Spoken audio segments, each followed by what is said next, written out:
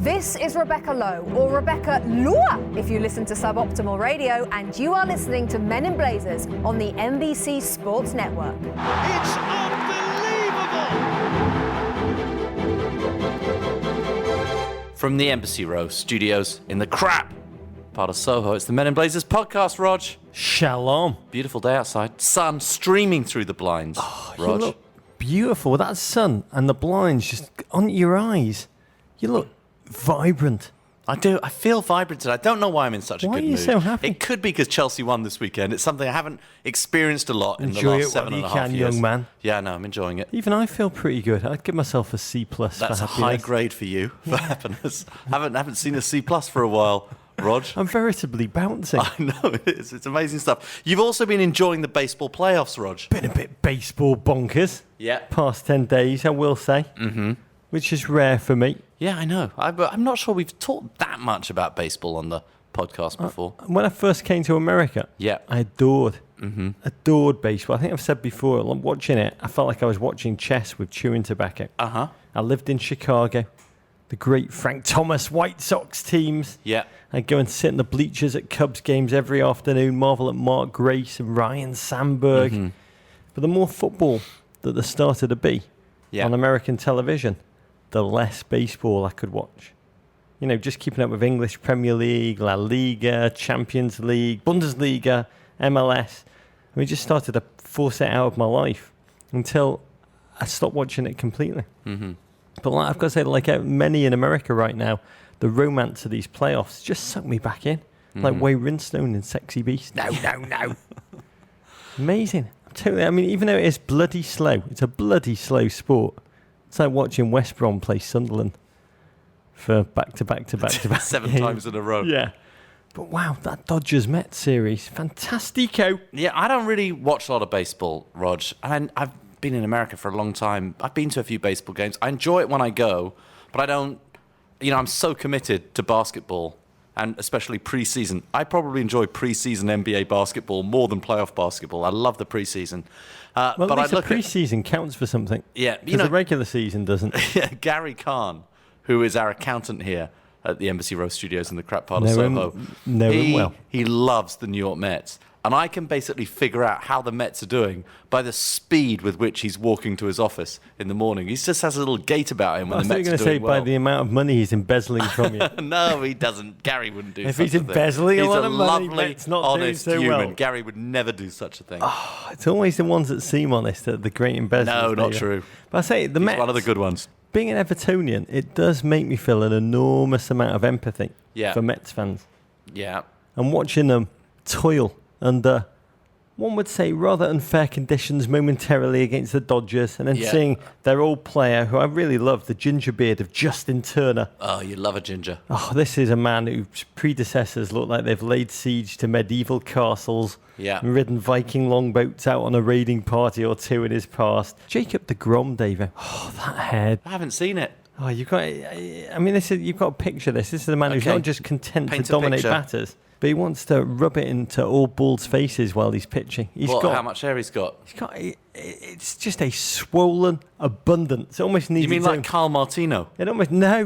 No, it's like he's slayed several Carl Martinos, woven their hair into an enormous hair blanket, and then attached it to his baseball cap. It is the thickest. It almost needs its own collective now. Yeah. I mean, when I first saw it, Davo, I was convinced his hair was fake, and he was wearing a Halloween costume where he'd had lots of hair actually just attached to his baseball cap, and he was bald underneath. But then I saw that he was wearing the same look with his batting helmet too, and I thought, no one's going to go to that lengths to try and mask their baldness. So he has the hair density of a chinchilla. Yeah, I actually tweet out, no one would go to those lengths to mask their baldness.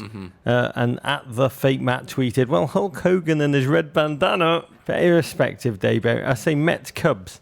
It's just a sporting tussle, whether you like baseball or don't like baseball for the ages. It's the equivalent. I can only think of what it will feel like if England and the US get to a World Cup semi-final. Although I worry or because Everton Spurs. The Royals and the Blue Jays. Nobody seems to be caring about the Royals and the Blue Jays. The who? The Royals and the Blue. They're also playing a championship series of some variety. In the world. In the global something. And nobody seems to care about them. They just seem to care about the Cubs and the Mets. Narrative, mate. I mean, you and I care about a sport, soccer, that has no narrative. Soccer. We just like it just for its pure athletic brilliance. Uh-huh. We don't wallow in narrative, David. Yeah. Baseball needs narrative. And that series has got loads of it. Incidentally, Mets hero Daniel Murphy, huge soccer fan. Massive Spurs fan. Wow. Visited White Hart Lane a couple of times. He's the Eric Dyer of the postseason. Oh, the Direwolf. Hoping very soon to get him on the pod. Our beloved Buffalo Bills have been training with Tottenham Hotspur appearing, making signatures. Yep. It's going to be interesting stuff. Can't wait for that game. Sunday, Rog. The Bills 9:30 a.m. are available anywhere, as long as it's Yahoo Sports, on any device, as long as it can handle video. That's the Bills versus the Jaguars. It's going to be amazing. Very few of the stars actually playing. We managed to kill most of those off by interviewing them. And another one's got a visa problem. I've been trying to figure out who it is because it's probably somebody else we interviewed. When Kyle Williams went down this weekend, it was the worst. A wonderful man. It was the worst. I felt Lovely nothing man. but guilt. Nothing but guilt. Meanwhile, the big news story in the country the Bills are currently in, caught our eye in the English press from the Independent, Davo. Big story. I love this, Rog. Drunken duck injured in brawl with dog after drinking session at local pub. This is taken from the national page of an English quality newspaper. Yeah, the Independent. I would say that English headlines are sometimes somewhat misleading, Rog. Not this one. Okay, we'll see. A Devonshire duck, Rog, known as Star, has badly injured his beak after brawling with a dog following a drinking session at his local pub. The bird, known as Star, is recognisable by his vast array of bow ties and a penchant for ale. But last week, Star got into a fight with one of the pub's dogs, Meggie, Do him, and Star, had to be do him. rushed to the vets with a painful injury that left the Haymans. I We think don't they know must who be the the Haymans owners. are. I guess they're fearing Star's mummy and for the daddy. duck's life. Meggie and Star love each other to bits, but also wind each other up. Star pushed his luck too far, and Meggie snapped, splitting Star's bottom beak right down the middle, Star's owner wrote on Facebook. Star was given painkillers at the vets. Ooh. According to the Mid-Devon Gazette, oh, sorry, I did the wrong accent there. Mr. Heyman asked whether the duck would be left with a lisp after the fight, which could affect the double act's performance. Oh, we didn't realise they were in show business, but was reassured that Star's vocal capabilities would be intact. Oh, thank God. That's a big story in Devon, Rog. I'm not quite sure what this story means, David. But in the same way as Orwell's Animal Farm was a parable about, communist Russia, I feel somewhere in this story about what's a duck called? That's a terrible shock for me. I Star took Animal the duck. Farm at face value. Star the duck, the bow-tie, the ale-loving duck without a lisp. Yeah. I think somewhere in there is the meaning of the decline of the British Empire is just buried in that You news see story. that in everything. It's got decoded. In truth. Okay, Rog, BlazerCon coming up. It's only weeks away now, November 13th and November 14th in Brooklyn. Ticket details at meninblazers.com. We have new announcements, Rog. Exciting new announcements. BlazerCon announcements. Go ahead, Rog. Yeah. I don't know what they are. Okay. Well, Steve Parrish. We said it on the TV show last night. Steve Parrish from Crystal Palace is going to be Steve Parrish. joining us. The great Steve Love Parrish. that man. Old Colfian Steve Parrish from Colf School. You should explain in Sav, exactly what that means. London. Turns out, when I brought Steve Parrish back into Davo's little den at the back here, the two of them just kind of did a secret handshake. Yeah. Went hugged, to the same school. and then kissed each other on the mouth. Yeah, that's how we did it at Colf's. Which is the signature move of We're Davo's Colf's school. boys, we're men. Oh, we're off at heads. Davo and Steve Parrish went to the same school. Mixed in this. each other. I think it would be fair to say we mixed in the same circles and are now both remembering events, parties, girls, cars. A lot of cars. A lot of cars that we remember very well. It's been wonderful reconnecting with Steve. He's going to be here. Guests for the event, Rog, we're putting together with our great mates at EA Sports, include an abundance of great footballing minds, far too optimal for us. Everton manager Roberto Martinez, World Cup champions Ali Krieger, Becky Sauerbrunn, and Heather O'Reilly. I could not be more excited if Chaim were coming. They're going to be interviewed by television's Katie Nolan. Rog. Barry Hearn is coming. Rebecca Lowe, Ray Hudson, Kyle Martino, and his fairly impressive hair. Steve Parrish, we just said, the owner of Crystal Palace. He just taped, by the way, Steve Parrish. What? If you don't know a lot about him, that podcast special you did with him, Rog, fascinating. It's just gone up. Thank you, mate. Christian Seifert is is coming. Rog, tell us about Christian Seifert. He is the Adam Silver of the Bundesliga, the commissioner of the Bundesliga, coming over to talk about how the Bundesliga will catch up with the English Premier League globally. A fascinating topic. Yeah. Wir werden sehen. Richard Scudamore, the Don of the Premier League, and Don Garber, the Don of an MLS, No, Rog. but Richard Scudamore really is the Don of the Premier League. He's not Don just a Garber Don. is a Don. He's a Although Don. he is the Don He's the of Don. an MLS, as well as leaders from individual teams like Man City, Liverpool, Roma, and Seattle Sounders, Orlando City FC, Southampton, and Bournemouth. There will be beer. There will be pie. That's the only reason I'm coming. There will be singing and dancing, great live shows both Friday night and Saturday night. Tickets to BlazerCon, November 13th and 14th in Brooklyn, are available on our website, meninblazers.com. Can I just tell you? Yeah. I just saw the bar area, the mock-ups for the bar area. Okay. The tent, the beer tent. Yeah. And it gave me the tingling, David. We have paid particular attention to the bar area. Worked very hard on that. Almost disproportionate numbers of hours devoted to that. We're sold out of the VGFOP tickets. What? So get a ticket, Yeah. while they are available. The countdown has begun. I just finished with GFOP in Hutchinson. Working on the BlazerCon Blazer patch. Oh, there's a new BlazerCon Blazer patch, It's got Rog. its own Blazer patch. Yeah, I heard some rumours. And that made me feel, David, it's real. It's happening. Once you got a Blazer patch in your hand, it's very real. Yeah. It's happening. And we hope you can join us. Yeah, we weren't in Brazil until we got a Blazer patch for it, Rog. Okay, we have a packed show today. We're going to break down each clap, hug, and kiss. I've never met Ray Hudson. Really? Ray Hudson, I was chatting to him last night on the telephone. I have a list of people I've never met. We've spoken to him so much on the Never phone and met on the him. radio. He is in my top 3 people who I adore that I've never met. Interesting. Who are the other two? Mark Stein. We've never met, and we've spoken to him, been on his radio Got a feeling show. he may be coming to BlazerCon. Oh, okay. And also Dana Plato. That one probably won't happen at this point. Okay, we've got a packed show. We're going to break down each clap, hug, and kiss from Jurgen Klopp's Liverpool debut at Spurs. Oh, I forgot they were playing Spurs. We relive a United Everton affair so lopsided that even Wayne Rooney scored, plus a Raheem Sterlin hat-trick, pornographic passing from Arsenal, Roger.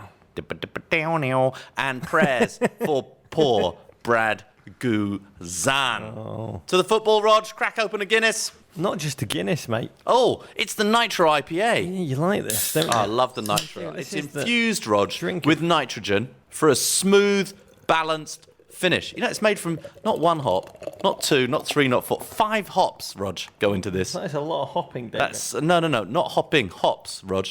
The stuff they make beer out of. The thing that's funny about this drink is that it is a IPA, but it's distinctively a Guinness one. It's got like creamy head still. Yeah, it tastes so good. Anyway, cheers, Rog. To Ross Barkley, getting a bit more calibration before the next weekend. Exactly. He's got to turn those free kicks into Willians. Bit of a crap weekend, let's be honest. There was not Everton too much lost, to Chelsea discuss won. in this Of course you think it's a crap podcast. weekend. Felt like the Premier League writers just kind of Phoned it in. really fancy working this They weekend. pulled out a script from last year. 2014, Just sent it in 2015, again. Rog. Big teams win, little teams lose. Boring. Not much to see here. I preferred the old new Premier League stuff where anyone can win on any given Sunday. And Chelsea are always crap. Yeah, that's the part I really love. You love that bit. Let's dive on in. We are now 9/38 of the way through the Premier League season. That does not reduce. And in an attempt to boost ratings, the writers, the one thing they did do this weekend, Rog, they gave us a new Premier League character. Scrappy Doo. We love it. Jurgen Klopp, Rog. And he took his men down to Spurs, a Premier League cocktail that was 3 parts narrative, 1 part actual football. A series of quality Simon Mignolet saves kept Real Salt Lake's Harry Kane and co. at bay, while an injury-riddled Liverpool side rarely threatened. Spurs extend their unbeaten run to 8 league games. That's amazing.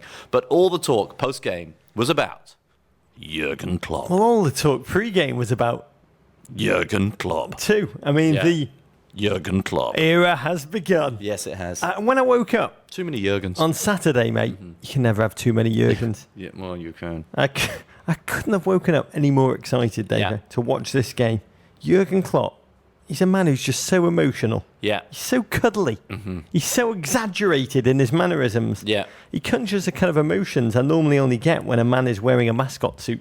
He's like the Philly fanatic if the Philly fanatic suddenly became a great leader of men. Do you love him?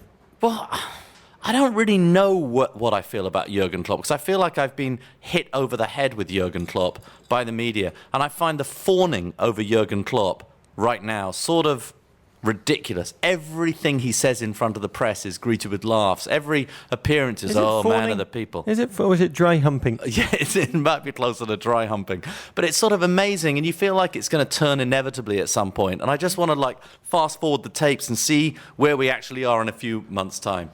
And one of the glut of English news stories I loved ahead of the game was about his German Bundesliga nickname. Your pronunciations are a little bit better. More, by better, I mean sinister than mine. Yeah.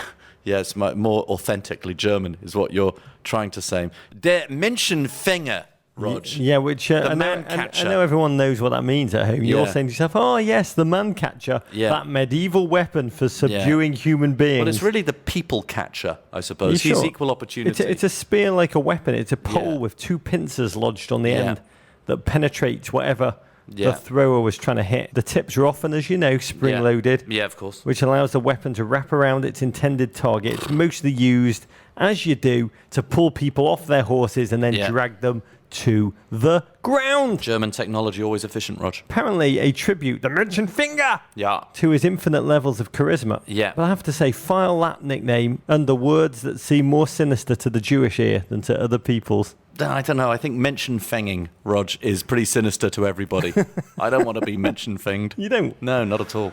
Who does? Who would want that? Probably Johnny Knoxville. He'd want to be Menschenfänged. I think to get back on television, I'm sure he'd love to be Menschenfänged. Doubt it. Menschenfäng me in the face. Yeah, exactly. By the time turn the camera on first. By the time he trotted out the tunnel at Tottenham, my excitement levels, they were expecting miracle. That's what they were at, David. At Merman 71, who had a better entrance?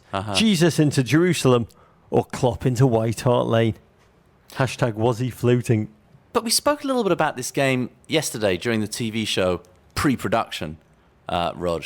And I felt like you were a bit more impressed with Jurgen Klopp's new Liverpool than I was. Well, I was, a little disappointed. I was because, I mean, all right, the Ark of the Covenant was not unveiled. Yeah, it wasn't. Lepers were not healed. Not that I saw. I think I might have seen some stigmata. And Stigmata? I can tell you, my menorah stayed lit for 8 crazy nights. It did. Thanks to Jurgen. He took that oil that was only there for 24 hours. Yeah. But I've rewound the footage several times. Jurgens and menorahs. I swear there was a halo over his head as he walked to the bench the first time. Yeah. It's amazing teeth. They are amazing. I think that's Brendan's legacy. No. Brendan got his teeth done. He just has full-on amazing teeth. Oh, he's got amazing. I mean, I've got to say, he looks different. At Dortmund, he looked like the most likely manager in the world to have directed porno movies in his past. Now he just looks like a holy man. He's taken over Tim Tebow as the one true football Jesus, David. I've got no doubt. The reception he received from the travelling Liverpool fans. Have you ever seen anything like it? No, we never. believe. The same people holding up the banner, of course, who believed in Brendan. The Jurgen flag. Too many Jurgens. And the most complex flag of all that the Liverpool creative fans came up with. Liverpool über alles. Written on the yellow, red and black of the Bundesflagge. Yeah. Liverpool über alles. Yeah. I mean, I've got to say, we've got a young audience to this podcast. They may not know this, but 70 years ago, the Battle of Britain raged. London was blitzed. Liverpool's docks were battered for 8 months from August 1940 onwards. I mean, the whole dock area, local businesses, thousands of homes were destroyed. The Germans had an attempt to firebomb the city centre, which failed, thank God. 3,800 people were killed in the area. I grew up in a Liverpool where there were still buildings left in ruins in the centre of the city from the bombing.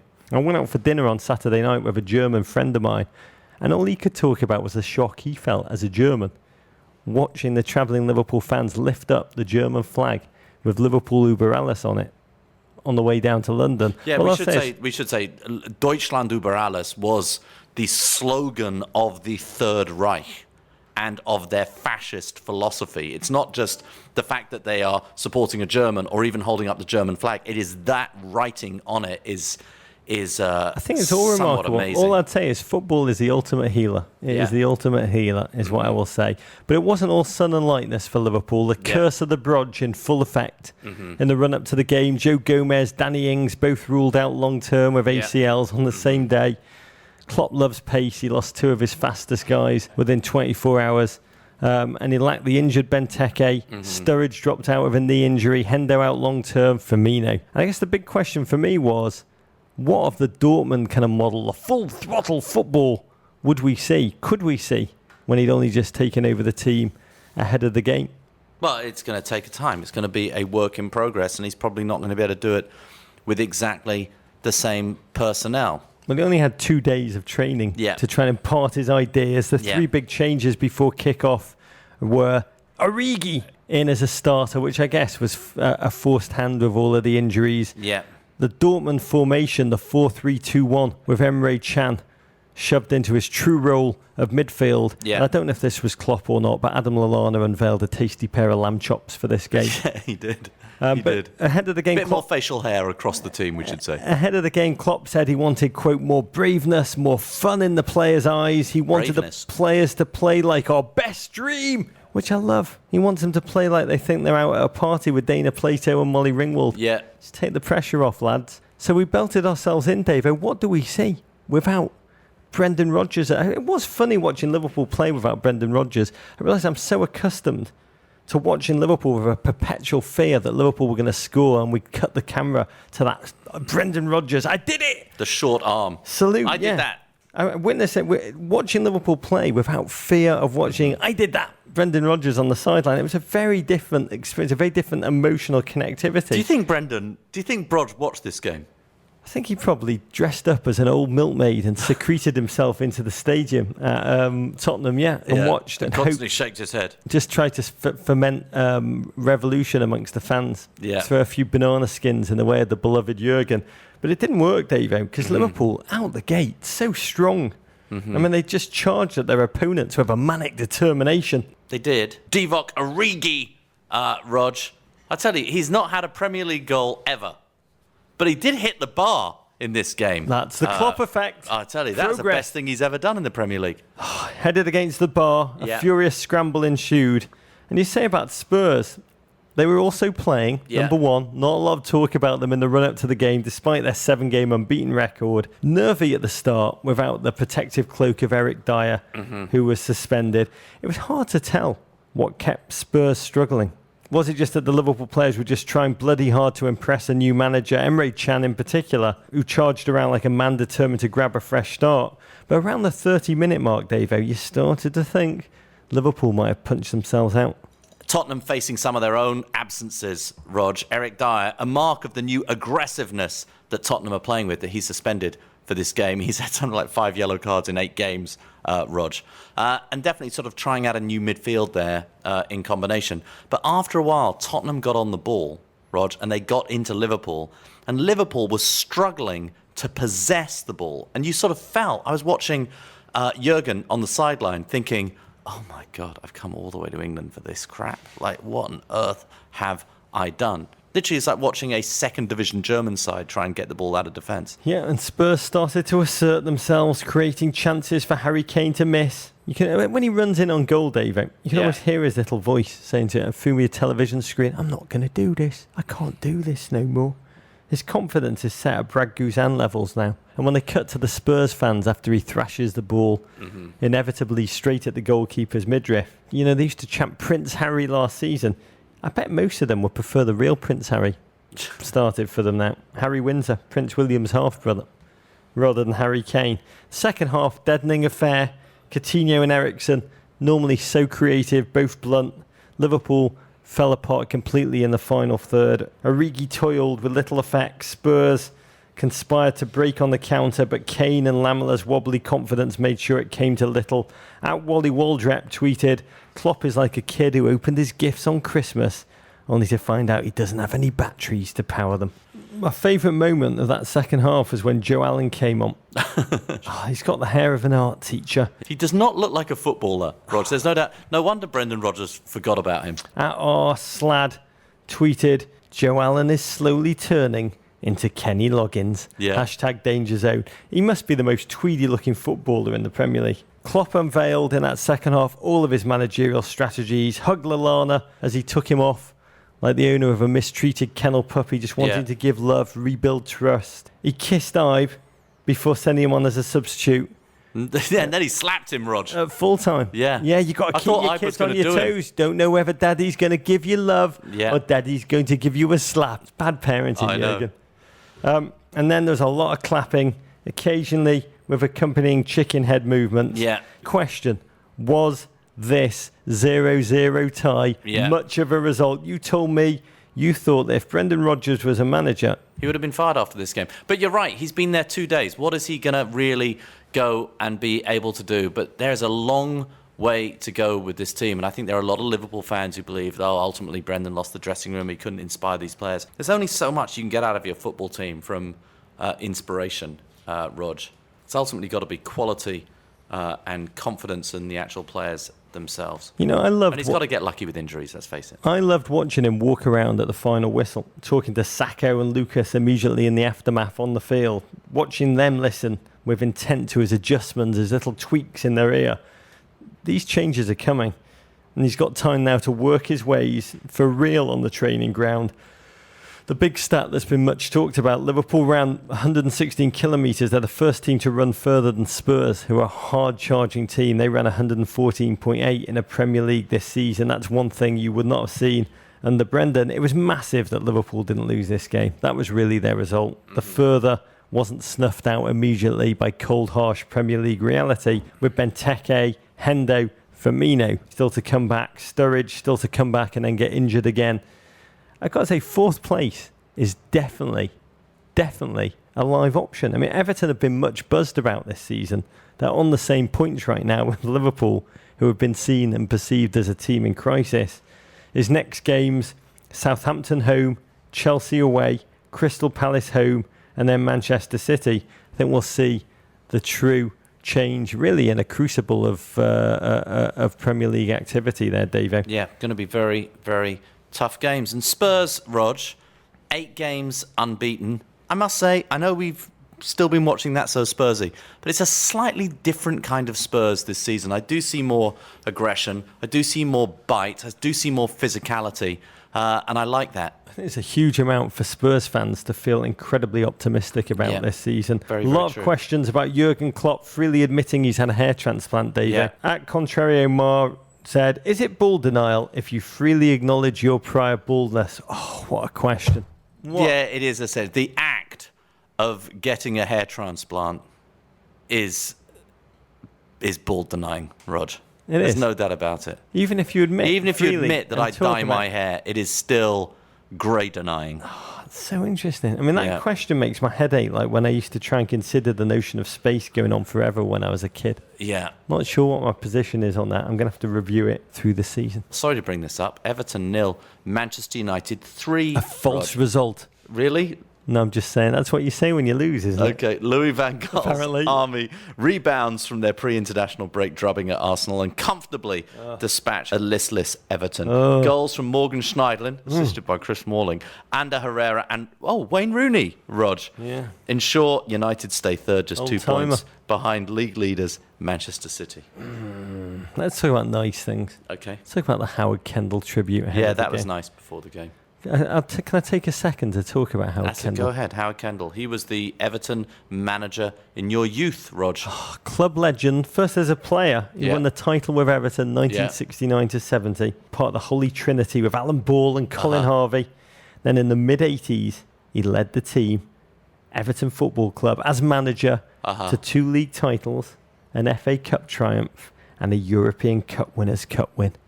It's kind of a tournament that doesn't exist anymore. Okay, very good. Very it's meaningful. Basically the Europa League. And then English clubs were banned from Europe after Heysel at a time when Everton were poised to become one of the best clubs in the world. I'm kind of saying this because a lot of American fans can't even conceive of a time when Everton Football Club won things. Titles. Under this man, they won time and time again. And I'll say Howard Kendall's memory will forever be intertwined with some of the most glorious, even happy, Davo, I'll say happy moments of my life. What? Of my youth. Okay. And of my lifetime as a football fan. Higher than C+.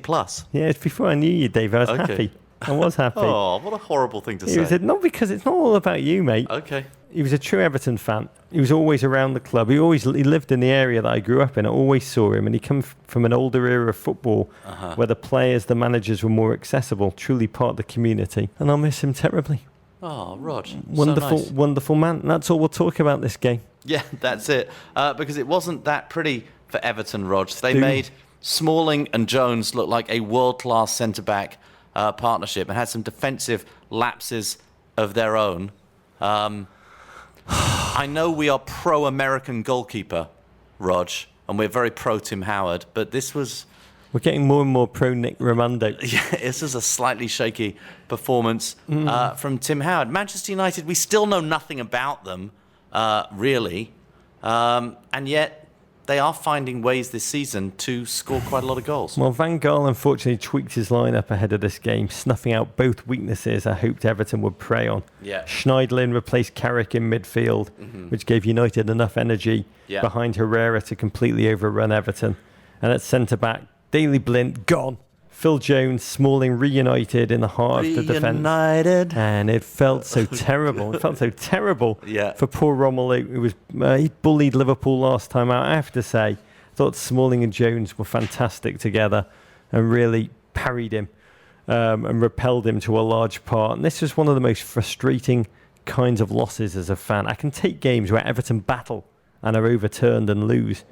But 90 minutes like this, where the team from the outset are flatter than Kyle Martino's new quiff, these are the kind of losses, Davo, which even repeat listens to Tracy Chapman's debut album just cannot heal. Well, number one, I'm pro Kyle Martino's new haircut, Rog. I'm buying that. I like it.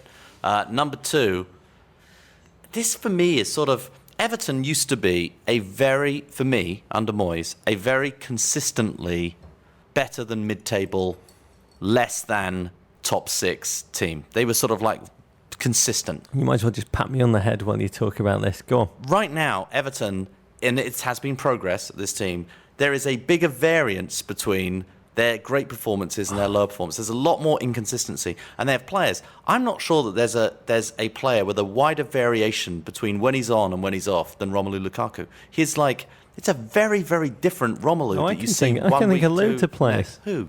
Ross Barkley. Oh, sorry, other Everton players. I can think of Ross Barkley. I mean, a gentleman who, in this game, just his wires didn't seem properly connected. Yeah. One poor decision after another. And the thing about this game, which was frustrating, United didn't impress with their invention, but they didn't have to. 3 massive Everton mistakes, 3 Manchester United goals. First from a set piece, Everton's Achilles heel this season. United hadn't scored at Goodison in 4 seasons. They only had to wait a couple of minutes for a second goal. What a ball from Rojo early. Herrera Fantastic. Splitting the defenders. He's now scored 8 goals under Herrera from 10 shots on target. Wow, efficient. What a clinical, efficient bloke. And Everton just toiled. They seemed to play as if they thought there were goals on the side of the field. And with rumours swirling of an American takeover before the game, you could say their style of play already made them seem like a sporting Kansas City minor league team. Ross Barkley, great tweet from AU Chief. He said, Schweinsteiger versus Barkley is the ultimate father and son matchup. The son always ends up on the ground a lot. Everton had a brief flutter. They brought on Kone, went direct with 2 strikers. But David De Gea, David. Yeah, he had a good game. God. Think of where he was a few weeks ago and where he is now. 2 fantastic saves. It could have been. Everton didn't deserve this, but it could very easily have been 2-2. But then Wayne Rooney wrapped up the game with his second league goal of the season, sitting Tim Howard down with ease. Terrible giveaway from Jagielka. It's like a nostalgia trip watching Wayne Rooney score. Yeah, that it's like was seeing Bob Dylan in that IBM commercial. That was an old-time Wayne Rooney finish. God, what's he doing in this? And the game just became a dead rubber. Anthony Martial just slayed Seamus Coleman for pace with ease. Speed, eviscerating speed. Really a sign of United's dominance. I mean, the game was best summed up by @Dylan Steiger, who said today's game was like watching your ex-uncle beat up your dad at your granddad's funeral. Don't know what this means, but it sounds very Jerry Springer, and I like it. This sporting Kansas City takeover of Everton, which is not happening. Everyone I've spoken to swears it's not happening. I say we're a tough team to buy, Everton, because our stadium needs so much work. Because we're in the north of England, we're kind of hemmed in by the 2 big Manchester clubs who own the kind of economic market. To buy the team means to sink in another 300 million plus into a stadium makeover. But I've got to say, just the notion of making Everton America's team for real, it makes so much sense. The club has such a rich tradition of US talent, going back to Landon, Tim, Joe Max Moore, who the Everton fans used to call Joe Max Less, one of my favourite nicknames in team football. And the fact that the Liverpool area, born of the docks which traded with the United States, has always made the city believe it's America's 51st state. Oh, one day, Davo, I wish that was true. Well, we will see, Rog. We will Trying to get see. Carmelo Anthony to buy the team. Yeah, we'll see.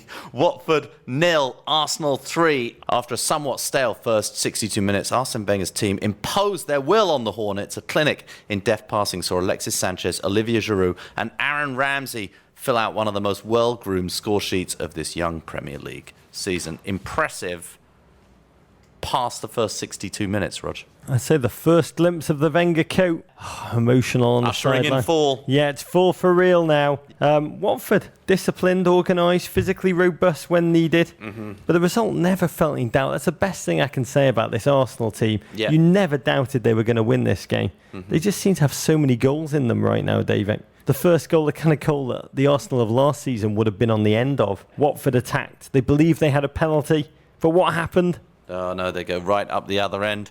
Arsenal, fantastic passing sequence. Cazorla directing traffic. Oh, it was amazing stuff. Ends up Ozil involved too. Rog Sanchez starts the whole play off and ends up picking up the scraps. Emphatically, rumours of his demise greatly exaggerated. 6 goals in his last 3 games. And on that second goal, Davo, that Ozil ball is pornographic. It's a ball you never see. Well, you just never see it, Rog. Most Premier League players, when they're right in that corner, probably about 10 yards from goal on the goal line, they do. And they smash it in, Rog. They fizz it in. Yeah, I hate what the commentator phrase more than any other. They say, he fizzed the ball into the mixer. Fizzed it. He fizzed it. It's impossible to connect with any forethought, Rog. It can only just accidentally hit you and go in. Ozil pulled it back at an almost double jointed angle, finding Giroud to finish. 6 chances created on the day by Mesut, 2 assists. And whatever you think about Theo Walcott and his consistency as a striker, it's his speed alongside a reinvigorated Alexis, which is stretching defences and just creating a magic zone for Mesut Ozil to weave his visionary wonder within, David. Yeah. It's amazing to watch. As was Ramsey, wrapping up the points and then stuffing the ball up that Arsenal jersey. I know, that's difficult to do. It's almost impossible. I've tried it, actually. Yeah, you have. With an Arsenal jersey at home, you need to have just muscles. He's a Welsh Houdini to jam a ball up an Arsenal jersey, which is made of recycled foreskin, I think. Well, it doesn't say so on the label. It's amazing. And then he made the statement everyone in football knows to be a truth. If you touch Olivier Giroud, you will get pregnant. I thought it was beautiful. Pity Watford. The opening 45, impressive. But they remain constipated in front of goal at home. 4 games, 2 goals, and a run now of 360 goalless minutes. I don't know that we'll leave this in the pod, Rog, but I would be very concerned about anybody who had a foreskin that tight. Don't know anything. Let's talk about it on our other podcast. Know your Christian neighbour. Arsenal will put a lot more goals past better teams, starting no doubt against Everton next week. Not in the face. Yeah. Not in the face. Chelsea 2, Aston Villa 0. What? Chelsea won a game, proving they can beat a team not coached by Arsene Wenger. A Diego Costa tap-in and an Alan Hutton own goal leave Jose Mourinho's side in 12th place. Despite the result, much of the focus is on Jose Mourinho dropping last year's PFA Player of the Year, Eden Hazard, from the first 11. He doesn't look so good at the moment, Jose, does he? Well, I think he's made the right decision to drop Eden Hazard. Well, let's chat. In the pre-match interview, I loved it. Mourinho was asked by the journalist, tell us about your changes. Yeah. And then with a smile, like a watery winter sun, he just smiled and he said, I can't. How could he possibly talk about his changes? That would be idiotic. Matic, for anybody to even ask that question. Hazard and Cahill sent to the naughty step. Falcao not even on the bench. Zuma and Baba chucked into the team. What has happened to Hazard, Dave? It was only 12 weeks ago. Jose was blowing the as good as Messi and Ronaldo trumpet. Yeah, well, he's not. And never has been, in truth, as good as them. But he's a fantastic player, and it's pretty puzzling to see what's going on with him this year. We've noticed it before. He has spells during games, spells during seasons when he just disappears a little bit, and he's been disappearing. Jose bringing back an old trope, which is that Hazard does not play as defensively. He does not cover as well as Willian and Pedro and Ramirez, who is fantastic in this game. And that's very, very true. He doesn't. We need our midfielders to be just worried in the central of the pitch, not worrying about compensation on the left or the right, i.e. Eden Hazard has morphed into Juan Mata. Dave, when I interviewed Mourinho ahead of the season, one of the things that was most interesting to me was he talked about the key to his success being that he treats even his biggest players as he does his fringe ones. Yeah. As he said, not just the Mickey Mouse players. Yeah. Had to listen to that 12 times to understand what he was saying. Few managers would alienate their key playmaker at a time of crisis. But right now, Mourinho, mission one for him in this nightmare start is to reinforce a sense of impregnability for Chelsea. Defensive solidity is the prime objective, and you're either with the programme or you're out the team. Yeah. This is modern football. The headlines in the papers in England today. Chelsea's Belgian winger Eden Hazard has been linked with a move to Real Madrid, and he could be in trouble with Blues boss Jose Mourinho after appearing to like a post on Instagram suggesting he could move to the club. Modern football. That's what it's come to. Rog. Other headlines, Pedro struggling with the Premier League. When Pedro just mentioned, the English Premier League, it's quite physical, and the headlines just blow everything out of proportion. Look, Jose Mourinho got a win, and that's what he needed to go and do. It was a win against Villa, who haven't put up a lot of resistance so far in this Premier League. It was an okay performance, better defensively than it was offensively. This doesn't solve all of Chelsea's problems, but Chelsea were not quite as bad as I think everybody were fearing. You know what? They're a very good mid-table football team right now, and it's sort of where they're going to be for a while until a player or a few players step up. The most likely players to step up and change their season seem to be Willian, Rog and Ramirez, who played fantastically in this game. They needed a moment of sublime creativity to open the scoring. Yeah. That came from Brad Guzan. Yeah. The ultimate creator. Yeah. What an assist. I believe Jurgen Klinsmann would have watched that game and just been like, what creativity? With a pretty awful clearance, he set up Willian for a run in on goal. I've said this. Well, Joleon Lescott didn't control that ball very well either. It was a mighty, mighty task for an English defender to be able to do anything like that. Sorry, well put. I changed my previous comment. I've said this now, I think 3 weeks on the run. Yeah. I feel terrible for Brad Guzan. A wonderful bloke who's waited patiently for his chance to start for both club and nation, but has quickly become a goalkeeper who seems to be playing in a puddle of his own confidence. A second goal soon followed, equally bad for the Balds, David. Yeah. Diego Costa ricocheting it in off Alan Hutton. Yeah. Goalkeeper error. Goalkeeper error and an own goal. A win is a win. Chelsea win. Something that is about as common as a blood moon. The Chelsea fans ended the game shouting, "We are staying up, we are staying up," deliriously. Tim Sherwood said Chelsea were fluky. He also said, and I think this is classic Tim Sherwood, who is on the hot seat and may not be a manager for much longer. I think of Rudyard Kipling's line, this is me talking, if you can keep your head when all about you are losing theirs and blaming it on you. He told the press, the last few weeks have been boring. I've been bored watching Aston Villa. Oh, that's great. That really, it's so boring. Yeah, being relegated. Not very clever. But before the game, Mourinho talked about how he was fighting to stay in control of the Chelsea dressing room. The London Standard revealed one senior player at the club has a derogatory one-word nickname for Mourinho. What word could that be, David? I think it was moo. It is. I don't know what it was. There was very little hard reporting or fact-checking going on in that story. I keep trying to think about it, because Pol Pot is 2 words. Yeah. But it's amazing what a crappy win can do for your confidence against hapless Aston Villa. Because afterwards he told the press, "We can win all 4 trophies. It's possible, even if it's also possible to lose all 4. He enjoys mathematics. I think he also enjoys sounding like Jaden Smith, who just recently today in an interview with GQ said, "When I do interviews, I love it. People think you're crazy, and it's an honour for people to think I'm crazy." This is Jaden Smith, not Jose Mourinho. Because, says Jaden Smith, they thought Galileo was crazy too. You know what I'm saying? I don't think I'm as revolutionary as Galileo, but I don't think I'm not as revolutionary as Galileo. This is a genius interview. We've got to get him on Men in Blazers. We've got to get him on Men in Blazers. Love it. We'll do it. That's amazing. I do think Diego Costa looked in much better shape, Rog. But he also looked not in much better shape, says Jaden Smith. Jaden, if you're listening, get down to the panic room. I've got so many questions about life I need to ask you. Absolutely. Manchester City 5, Rog. Bournemouth 1, a Raheem Sterling hat-trick and a Wilfred Boney brace. Leader David Silva and Sergio Aguero led City to a routine win over Bournemouth. City have scored 11 goals in their last 2 games. They sit, could have scored way more as Tim well. Sherwood would say it's boring. Yeah, they sit at top of the table, 2 points ahead of Arsenal and their crosstown rivals United. Could 2 Premier League teams be more different, David? No.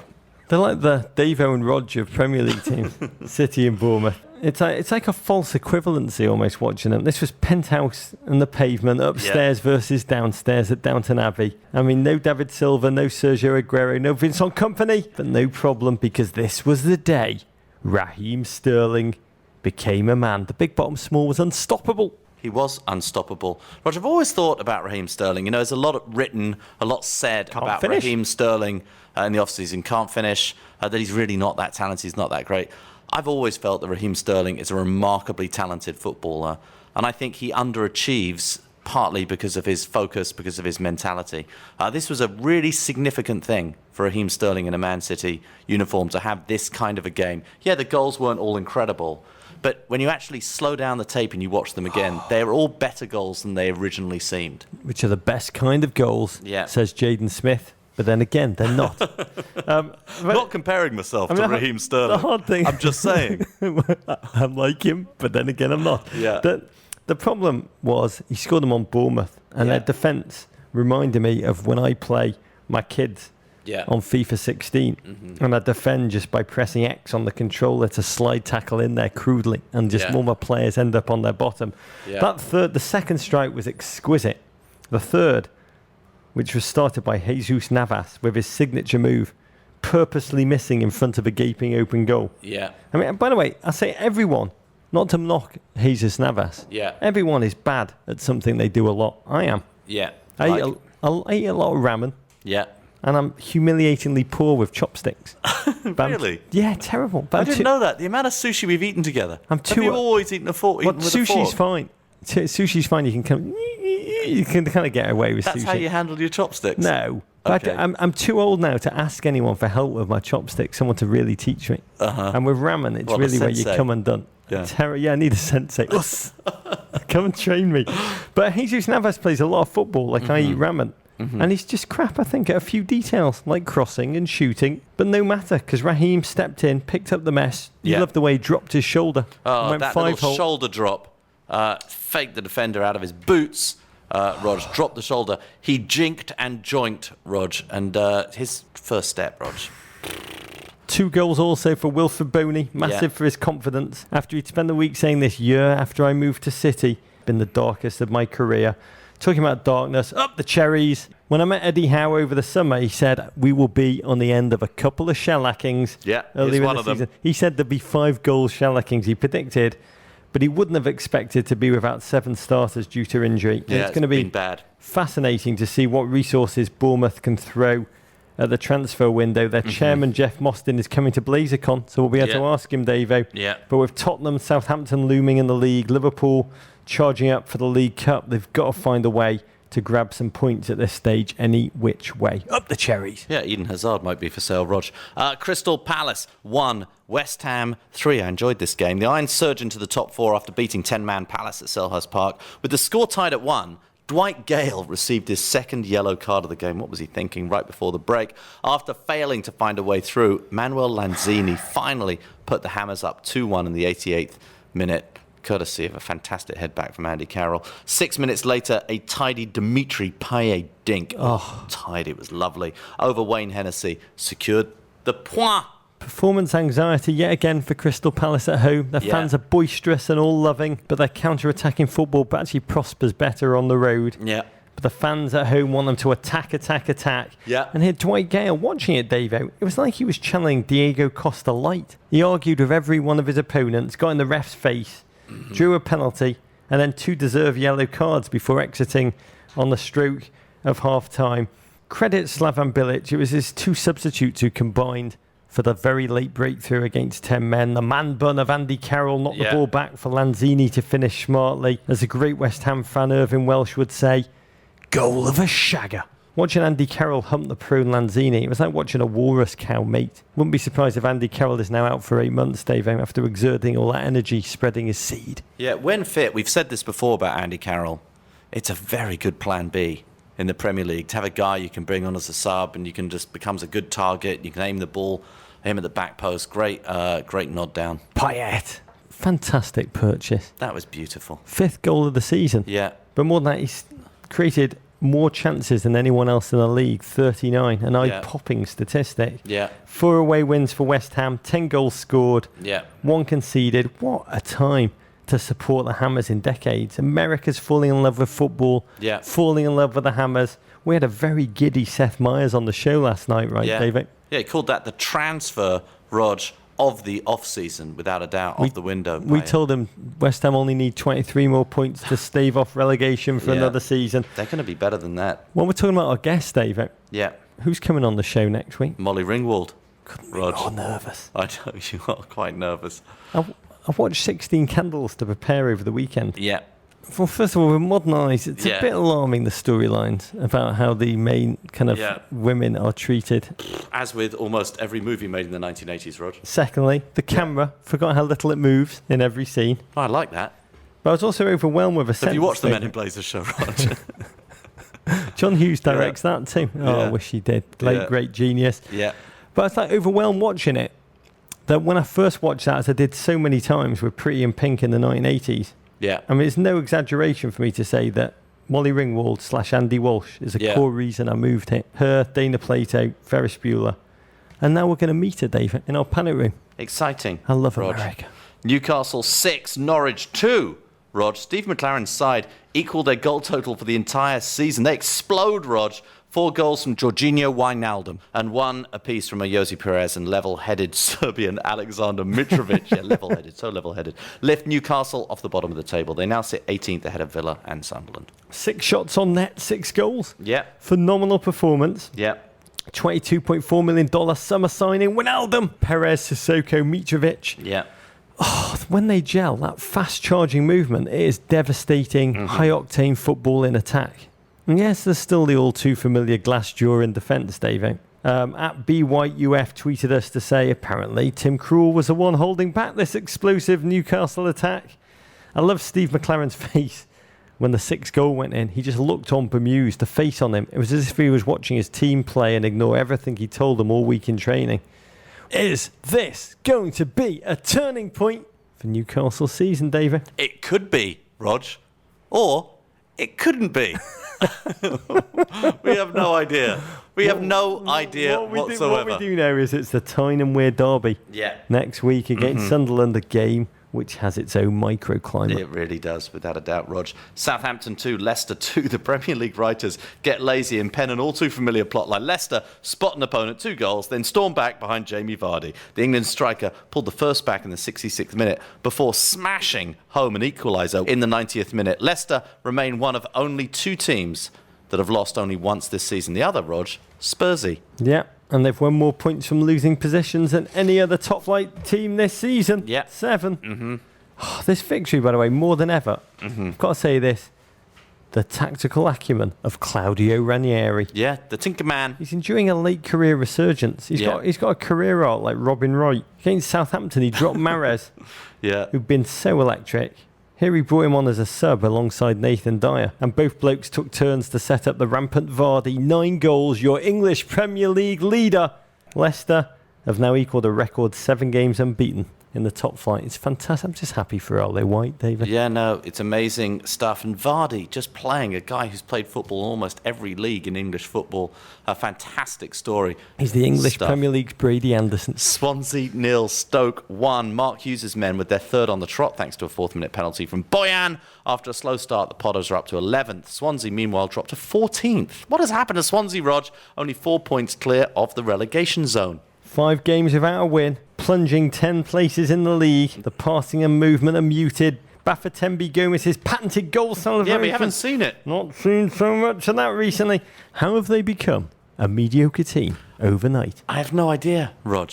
I have no idea. They still look so good on the ball. But it's like, you talk about players not showing up. Montero, what's happened to Montero? He was skinning. Remember that game when he just completely skinned? Or maybe it was just because it was Ivanovic. Just because they outplayed Chelsea?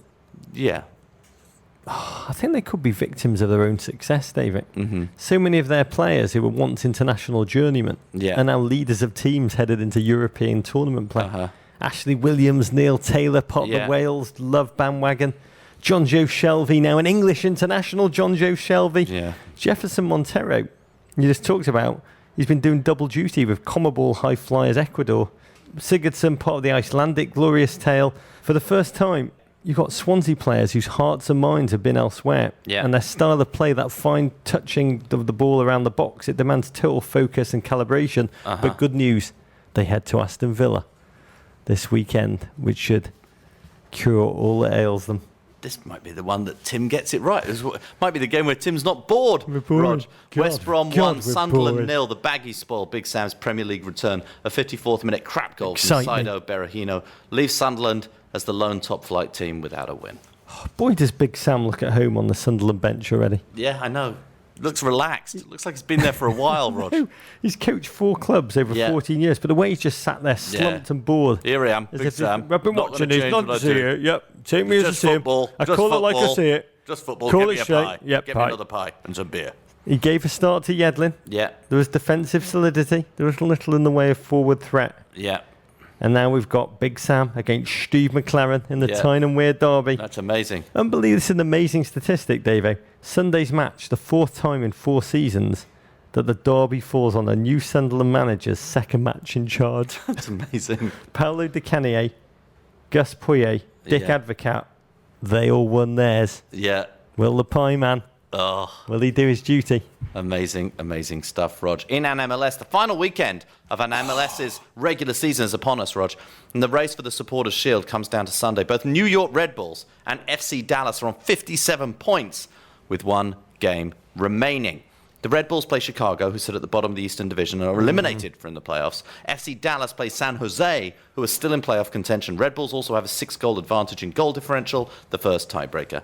All MLS games will be played Sunday this weekend. The Eastern Conference plays at 5 p.m. Eastern Time. The Western Conference plays at 7 p.m. They're all Eastern playing time. at the same time. Yeah. It's going to be a Twitter fest. Amazing. Rog. FIFA. Rog, news from FIFA land. Dun, Dun, dun, dun, dun, dun, dun, dun, dun, dun. Let's embezzle the money, get apartments for all of our cats. The powers that be have decided on February 26th as the date for a presidential election, Rog, to see who will replace Sepp Blatter. We'll have a new president, the first since 1998. Yeah, I'm worried it's going to be Sepp Blatter. And they will just have changed his name. Yeah, I have changed my name to John Smith, so clearly I am not Sepp Blatter. To Nigel Blatter. Yeah. The Reform Committee put out a statement saying football fans and commercial partners will no longer accept anything short of full transparency Yeah. in how football is governed.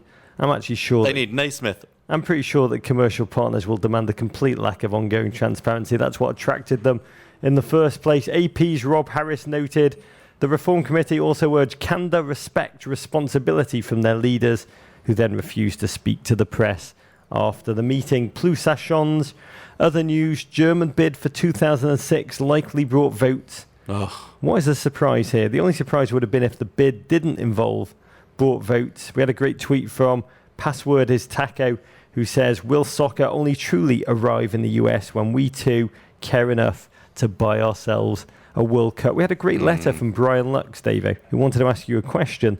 Sepp Blatter is going to be removed in disgrace. He'll face criminal charges. The question I'd like to ask Sepp Blatter is, how does it feel to know if you just stepped down 1 year earlier, you'd be free from all this scandal? You could have retired with dignity and a good reputation, sailed off to the sunset. No one would ever have known. Same could be said for Bernie Madoff, Pablo Escobar, and every other criminal leader who has been caught. I don't know that we know for sure that it wouldn't have caught up with him or with any of those other guys, frankly. But there you go. Yeah, he's not a man with a great sense of humility or a guy who you imagine looks in the mirror and sort of like thinks deeply about his own weaknesses or things that he might have done wrong. It's time for me to find a successor and cede power. Yeah. That's not in his vocabulary. The great PJ O'Rourke quote, Yeah. we shouldn't test people for drugs. We should test them for stupidity, ignorance, greed, and love of power. Yeah. US soccer, some much needed good news, Rog. The US under-23 team beat Canada 2-0 last Tuesday to advance to an Olympic qualifying playoff against Colombia. That playoff to determine who goes to Rio will be played over 2 legs in March. That thimbleful of daylight comes amidst otherwise dreary skies after last week's US men's national team results, Rog. Yeah, the grim fallout continues after the loss to Mexico. Yeah. And then Costa Rica, the hangover, the 1-0 loss, Yeah. which was numbing. Yeah, it was. Was it that the team had given up? Not exactly. It looked like an 11 that had lost their confidence, had no sense of belief, and were not really enjoying representing the United States of America together. Fear can just be debilitating for a football team. This looks like a team that's kicking the ball around with fear. We always joke, Davo, that decent football players become devoid of any talent when they pull on an England jersey. Mm-hmm. That shirt seems to weigh down the likes of Wayne Rooney, Raheem Sterling, John Terry, as if it was made of chainmail. And the US jersey used to imbue those who wore it with magical powers. But no longer. Scott Six tweeted, "Here's something I never thought I'd say. Don't worry, US soccer. It could be worse. We could be Dutch." Oh, my God, yeah, failing to qualify for the Euros, Rog. I've got to call out also US soccer for the attendance of that game. Less than 10,000 over there in New Jersey at Red Bull Arena, Rog. We have called out England before when they failed to sell out Wembley for international friendlies. This is not a criticism of the Outlaws at all, or the American support doing an amazing job. Something went wrong in the marketing of that game. There is no way that the US men's national team at this stage in their history should be playing in front of so few fans. Inexcusable and by stuff, fans, Rog. I think 8,000 of them were Costa Rican. Our Ravens, Rog, the first one from Hunter Mason during our recent trip from New York City to LA for the CONCACAF Cup. My friend and I spent a good bit of time stuck in various airports, train stations and freeways. We had a lot of downtime to ponder some of life and football's great questions. Upon my friend lamenting about not being able to use the US women's national team members in his ultimate team, spawned our greatest debate of the trip. Who would be your starting 11 and coach your hypothetical United States mixed national team? What a great question. The rules are you must pick 6 players, manager, from each of the Von Trapps and Khaleesi's. After much debate, I've settled on my starting 11. Go on. My US co-ed national team, or USCNT, would be Hope Solo in goal. No Nick Raimondo, controversial. Fabian Johnson, Julie Johnston, Jeff Cameron, Megan Klingenberg. By the way, Johnston and Cameron, that could be the central defensive partnership we've been looking for a long time. Midfield, Rapinoe, Bradley, Carly Lloyd, Yedlin, and then Bobby Wood slotting in behind Clint Dempsey up front. Or maybe the other way round. Interesting. You can just picture the overlapping runs on both flanks and the talls and smalls combination between Johnston and Cameron. The toughest decisions were who to pencil in at keeper. I chose Solo over Howard or Guzan to free up space to play Bobby Wood up top because the kid can ball. What would your USCNT 11 look like? Interesting. Great question. More than interesting. God, this is amazing. Yeah. International co-ed football. Yeah. I would watch that. We need to get Barry Hearn to produce it worldwide. Genius idea. I'd have Sauerbrunn in, Fabian out, Jeff Cameron into Jurgen's favoured right-back slot. Clint would come off the bench for me, David. Yeah. Jordan Morris, get your boots.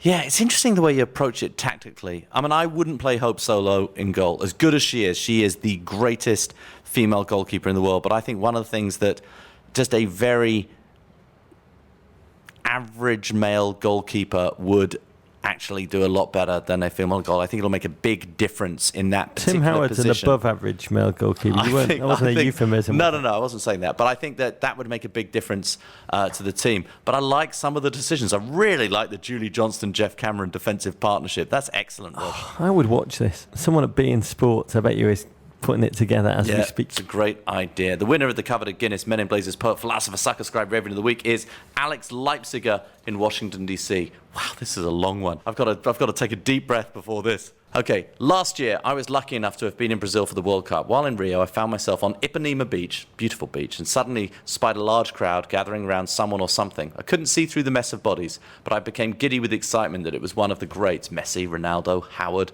It was not without some disappointment that a lean, grey-haired man emerged. His movements were slow and sloth-like, his frame was drooped slightly, as were the mousy features on his withered visage. He was definitely not a current player, but his face was all too familiar. In the span of just a few seconds, Arsene Wenger's movements turned from one of leisure to one of purpose as he tried to put distance between himself and the surging crowd coalescing around him. And as his light jog turned into a sprint, we locked eyes, and I could see the mix of fear, confusion, and uncertainty within him at that moment. As a Spurs fan, I must admit that as he approached, I did think for a moment about tripping him. Oh, that's ungentlemanly. My more humane instincts prevailed that day, and I have no regrets. After passing within inches of me, Wenger tossed his shirt to a bewildered stranger and ran headlong into the ocean, swimming 50 yards into the sea in the mistaken hope that the crowd would disperse. When it did not, he attempted to swim parallel to the shoreline, but again the crowd refused to budge and continued to track his progress on land. This kept up for at least 10 to 15 minutes, at which point I left the scene as the stalemate continued. I've always wondered how it ended. Did he eventually come back to shore, or did he paddle back to England? Was he rescued by friendly fishermen, or Theo Walcott in a kayak?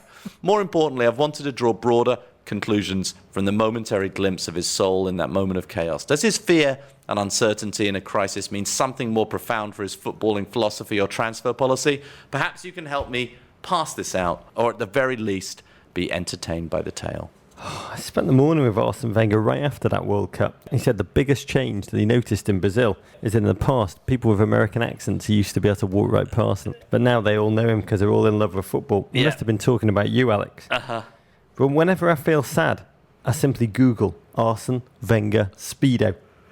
And you can see Arsene Wenger on the beach in Rio wearing the same swim outfit Daniel Craig wore in Casino Royale.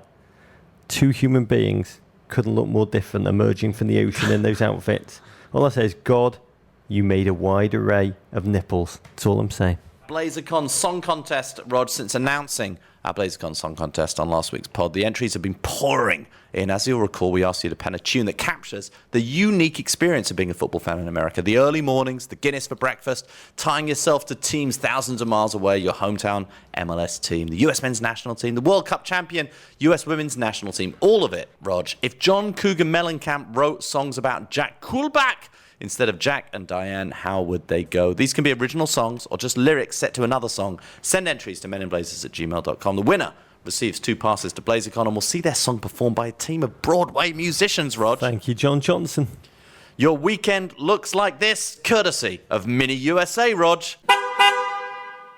Arsenal versus Everton on network NBC, 12:30 p.m. Eastern Time on Saturday. Can't wait for that. The Tyne Wear Derby, Big Sam and Sunderland versus Newcastle, 8 a.m. Eastern Time Sunday. That's on NBCSN. And the Manchester Derby, City go to United, 10:05 a.m. Eastern Time Sunday. The clocks on go back NBCSN. or forward. I can't remember which one. Fall back on Saturday night. They fall back before they do here. And in an MLS, it's not just the Supporters' Shield, Rog, games with big playoff implications. Columbus host DC United at 5 p.m. Eastern Time Sunday on Fox Sports 1. And at 7 p.m. Eastern Time on ESPN, Sporting Kansas City versus, great time to be in Kansas City, Rog, versus LA Galaxy. LA looking for a playoff bye. And at the time of recording, Kansas City, one of 4 teams vying for the final 3 Western Conference playoff spots, Rog.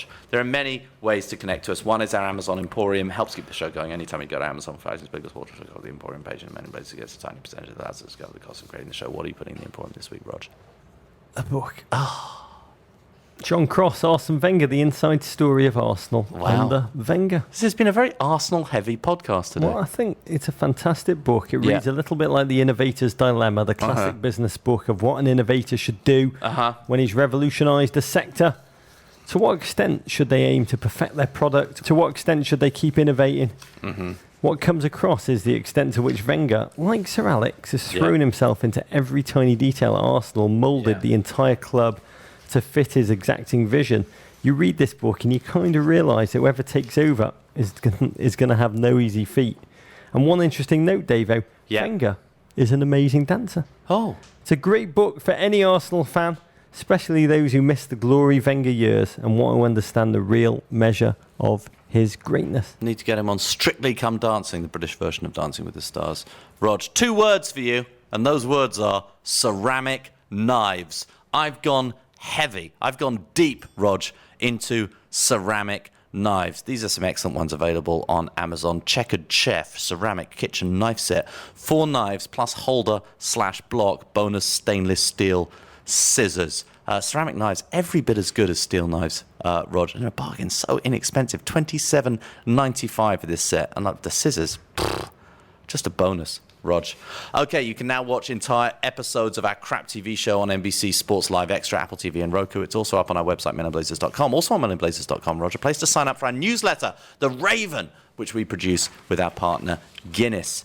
We're going to a Guinness event this week. I'm very excited about that. And check out our Spotify account, men_in_blazers. We've just posted a BlazerCon playlist. Oh, thank you, Lexi Tenholtz. meninblazers.wikispaces.com, a wonder of the modern world. You can follow us on Twitter, @Rog Bennett, @Embassy Davies, @Men in Blazers. On Instagram, @Men in Blazers, @Embassy_Davies. On Facebook, we got one of those too. We've got a subreddit, meninblazers.reddit.com, maintained by GFOPs Akshay, Calvin, and Alex.